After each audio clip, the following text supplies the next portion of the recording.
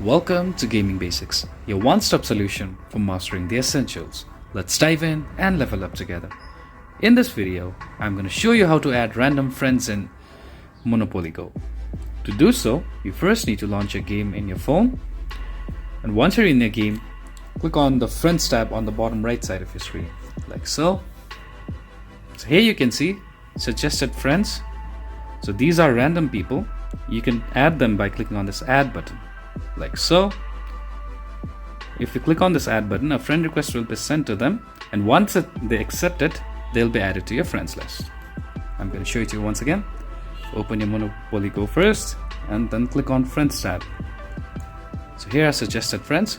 Click on add and a friend request will be sent to them. If you found this video helpful, please give us a thumbs up. And if you have any questions for us, please feel free to mention us in the comment section down below. Also, don't forget to hit that subscribe button and ring the notification bell so you never miss out on our latest guides and tutorials. This has been your host Ace. Happy gaming!